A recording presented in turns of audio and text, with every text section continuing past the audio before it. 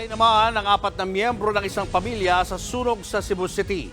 Ang isa sa mga nasawi tumalon pa raw mula sa kanilang bahay sa pag-asang makaligtas. Nasa frontline ng balitang yan si John Aroa.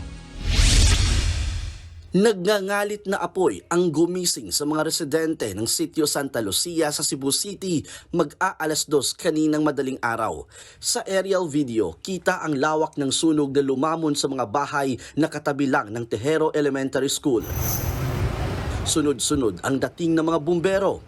Ang magkapatid na Mona Lisa at Mary Jane Otadoy di mapakali dahil nawawala ang kanilang kaanak. Mag-aalas 6 na ng umaga nang maapula ang sunog. Dito na nakita ang sunog na bangkay ng kanilang mga kaanak. Kabilang sa mga nasawi ang kanilang magulang at 2 kapatid.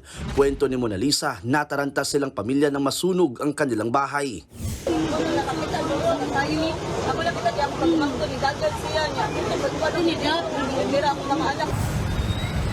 Nasa ospital naman ngayon ang isa pa nilang kapatid na nalapnos ang buong katawan. Naikwento raw nito na hindi na nakalabas ang kanilang mga magulang at iba pang kapatid dahil sa laki ng apoy. Natagaw na kung saan ako niya karon, nakita na ko yung suon nga laki nga. Kuha na kayo siya, nasunog na tanang lawas niya ba. Ram na ko niyang tiil, ngayon naging tabang, natrap na daw. So, pero ganit pag sa sige ko gapin sa kong cellphone, ay niingon nga ni ambak ko no. Sa imbestigasyon ng Cebu City Fire Department, nasa kahimbingan ng tulog ang mga tao na magsimula ang sunog sa bahay ng pamilyang Otadoy. Too late na siguro na nakanotice na may sunog. It's possible that yung mga bata na namatay, possible na nahulog from second floor na kasi nag-collapse na yung flooring na made of light materials due to the black thick smoke. Baka na-suffocate sila and then talagang naabutan sila ng apoy. Posibleng electrical o problema sa wiring ang sanhi ng sunog. Bukod sa mga nasawi, 8 residente pa ang sugatan sa sunog. Nadamay rin ang bahay ng 44 na pamilya. Marami sa mga nasunugan ang bumalik sa mga naabo nilang tahanan. Pilit silang naghahanap ng mapapakinabangang gamit. Si Nanay Leticia, tanging imahe lang ng Santo Niño ang naisalba. Ang iba, nagpapasalamat na lang na buo pa rin ang kanilang pamilya.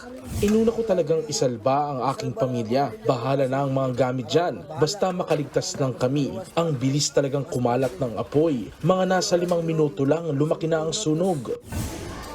Pansamantala ngayong nanunuluyan sa kalapit na eskwelahan ang mga nasunugan. Nagbabalita mula sa frontline, John Aroa, News 5. Mga kapatid, Julius Babaw po. Iba na ang may alam at may pakialam sa panahon ngayon.